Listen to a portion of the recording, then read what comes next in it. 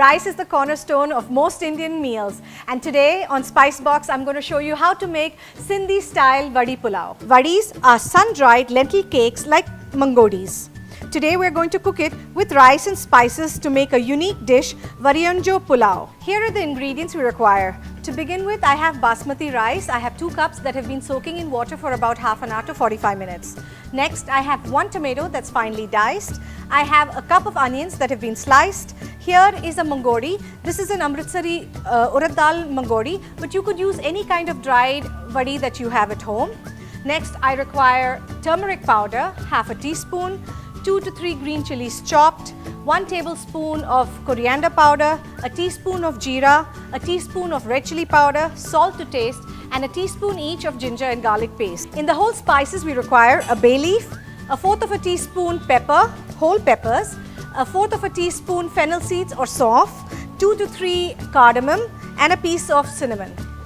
To begin with, we're going to heat a pan. I have a nice heavy bottom dish that I'm using. I'm going to let it heat up, and next I'm going to add the ghee.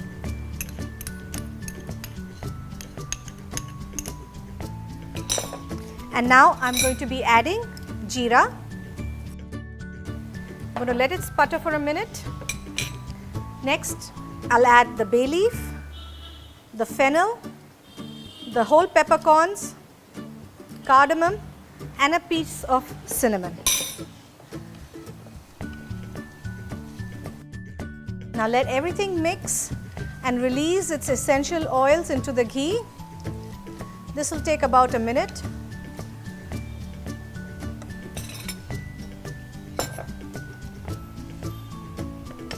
I can already smell the aromas. So now it's time for the garlic and ginger.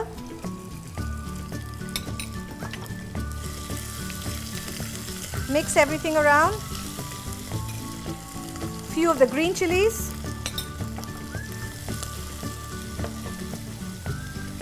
And while that is happening, I'm going to break the mangodi into small pieces like these. The smaller the better. You need to add just about 2 to 3 tablespoons or half of this big vadi size. Add that to the ghee, and now we're going to let this brown till it's nice and golden. Remember, it's essential to cook the vadi through, otherwise it will not have a good taste. So once they become crisp, we'll add the rest of the ingredients.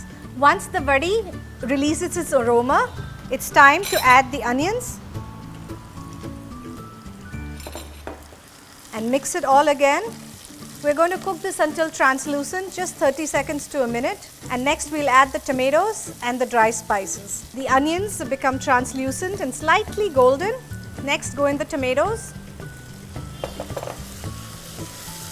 And now the coriander powder, a little bit of red chili powder, and salt. Mix everything really well. Let it cook for a minute, and then we will add the rice.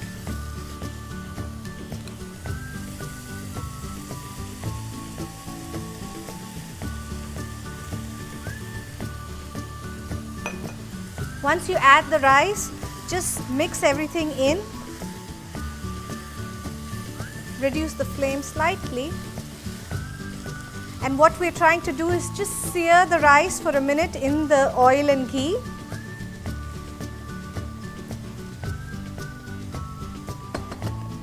We're going to let this cook for just a minute, and then we're going to add water. Our rice has nicely seared. Now gently make sure everything is mixed well. Perfect.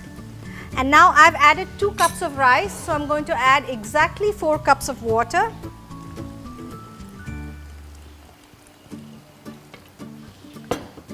And let this come to a boil, and we're going to cook it for about 8 to 10 minutes depending on how much time it takes for the rice to soften. Our rice is perfectly cooked. I'm going to turn off the flame, and I'm going to remove this into a bowl. The aromas are so enticing, and these wonderful little pieces of vadi are going to have so much of flavor in them. You bite into little chunks of crispy, crunchy vadis. It's absolutely delicious. Now this is best served with raita and papad, as that's how the traditional Sindhi meal would be. I'm just going to add a little bit of coriander for garnish. And that's it. How simple was this?